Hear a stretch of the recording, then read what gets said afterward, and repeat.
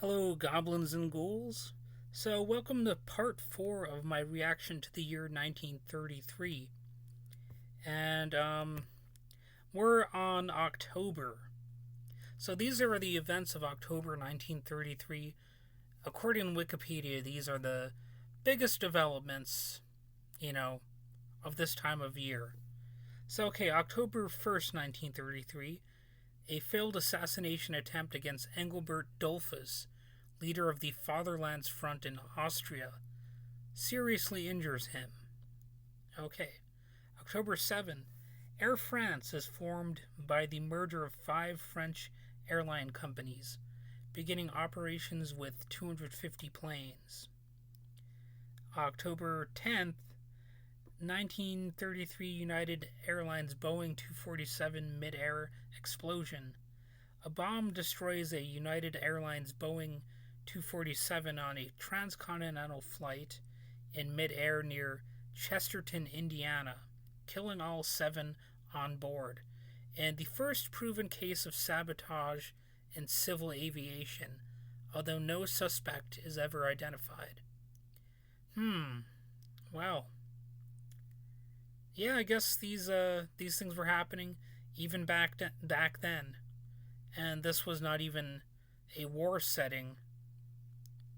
October 12th, the United States Army Disciplinary Barracks on Alcatraz is acquired by the United States Department of Justice, which plans to incorporate the island into its Federal Bureau of Prisons as a penitentiary. Wait, I pronounced that kind of weird. I was like, penitentiary.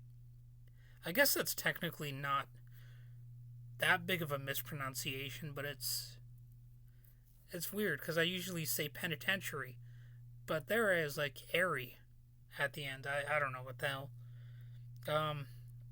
But that's more about me than the event here. So we're gonna move on. October 13th, the British Interplanetary Society is founded. Funny I didn't mispronounce that one too badly. Maybe next time. I've got plenty of chances to screw up in my talking. So here's October 14th.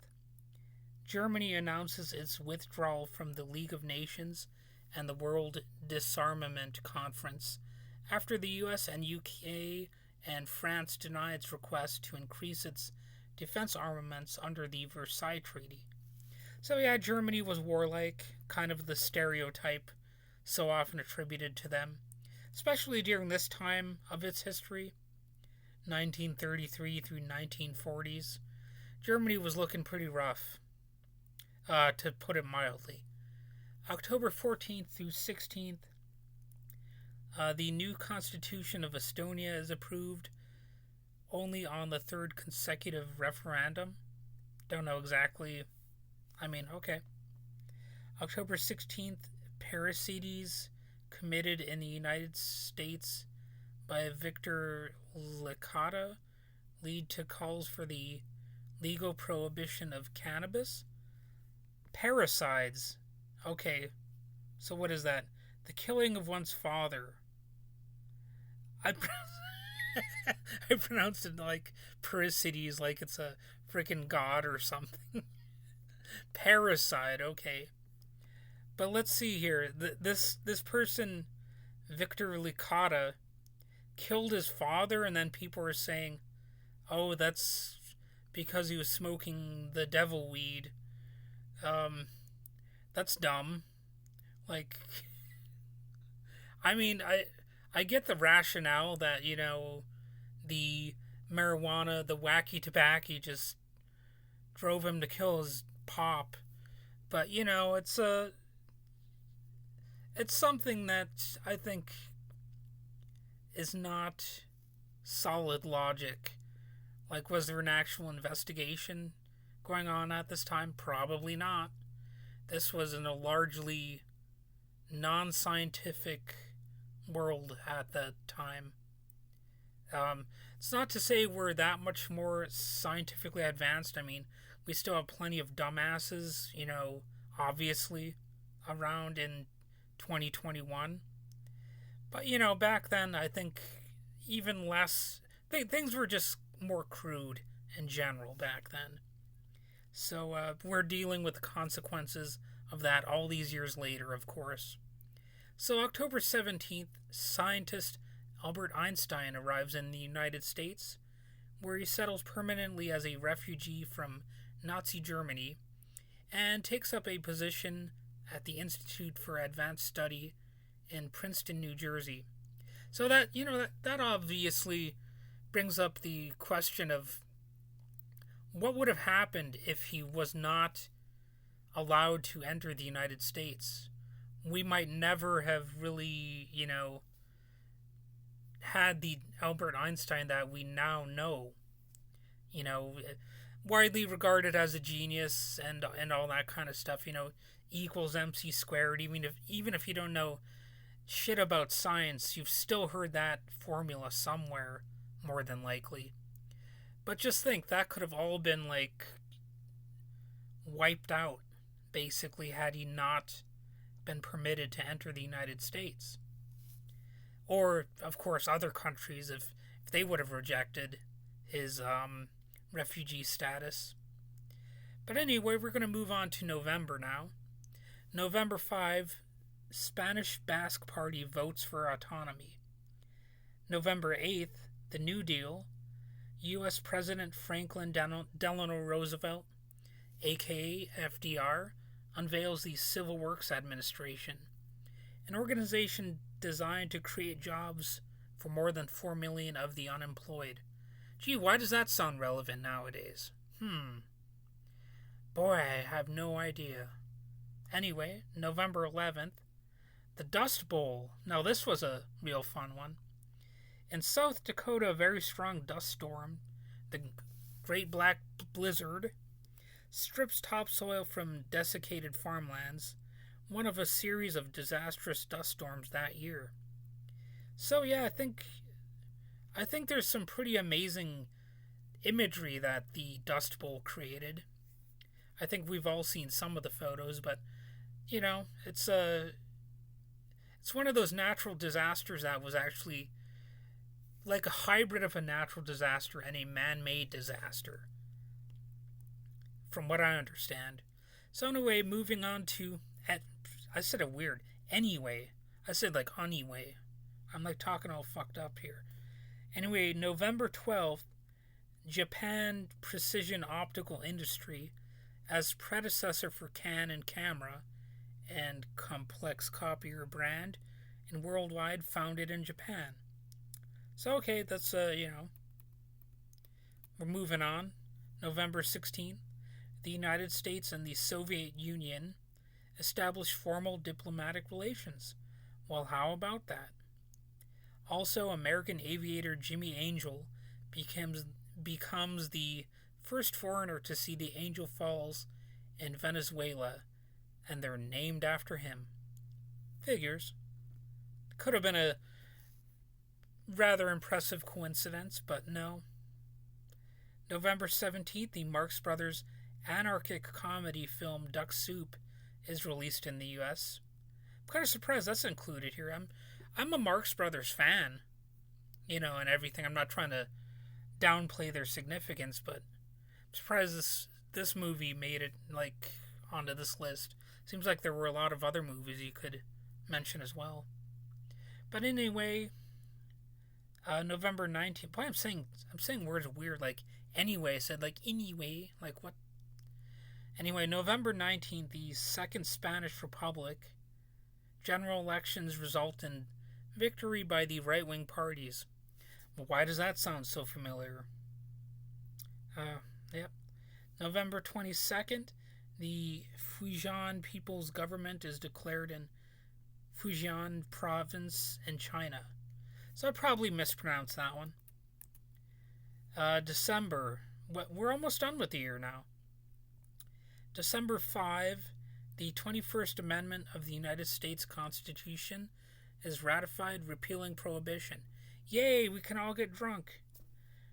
December 6th, U.S. federal judge John M. Woolsey rules that James Joyce's novel Ulysses is not obscene. Well, how about that? December 15th, the 21st Amendment officially goes into effect, making alcohol legal in the United States. Again, crack open those bottles. Well, I guess, but that's a weird way to put it. Crack them open. It's like just smash it open and drink the booze out. No, you can open it with a can opener or bottle opener or whatever. God damn, I'm talking like a dummy right now. Okay, December 15th, the 21st Amendment. Oh, I just read that one. Jesus. Yeah, then there's some on the 17th, NFL Championship. Who cares? I don't care. December 21st, Newfoundland returns to Crown Colony status following financial collapse. The British Plastics Federation, the oldest in the world, is founded. Well, December 23rd, Lagny Pompon rail accident. A train crash in Lagny, France, kills over 200. So I probably disgustingly mispronounced that word. But, is it Lagnay, maybe? Lagnay. Those French pronunciations. They get me every time. December 26th, the Nissan Motor Company is organized in Tokyo, Japan. FM radio is patented. Well, that seems like a pretty big development. FM radio. December 29th, members of the Iron Guard assassinate Ion George Duca, Prime Minister of Romania. Yeah, assassinations, more political crap. How come people don't want, legitimate government that, actually gets things done without having to kill people or, lock a bunch of people up for often bullshit reasons? How about you just, help people out? Shouldn't that be, if we're going to have government, shouldn't that be the main focus of, actually doing shit to help people out? Doesn't that seem like a matter of common sense? If you're going to have people organized, in all these different political parties, shouldn't they, put certain differences aside and actually get things done to help the vast majority of people? I don't know. It's a crazy idea, I guess. But anyway, now here are the things where the dates are not precise or they're unknown. Okay, so Nazi Germany forms the Expert Committee on Questions of Population and Racial Policy under Reich Interior Minister Wilhelm Frick. So, yeah, Frick the Prick, I guess you could say. And, like I've said before here, anytime a political party or, any individual's really that obsessed with race, it's kind of sending up a red flag, saying, this person is not really to be trusted, especially if they're, really, obsessed with it. Don't give these kinds of people power, alright? It's not a good thing. Alright, U.S. President Franklin Roosevelt rejects socialism and government ownership of industry. Okay. I'm not sure if he entirely did that. But, did he make a formal declaration or something? Why is that included here? It's not really specific enough. Anyway, the first donut store under the Krispy Kreme name opens in Nashville, Tennessee. 15 million are unemployed in the United States. And why does that sound familiar? Wah, wah. Okay, Turkey concludes a treaty with the creditors of the former Ottoman Empire to schedule the payments in Paris.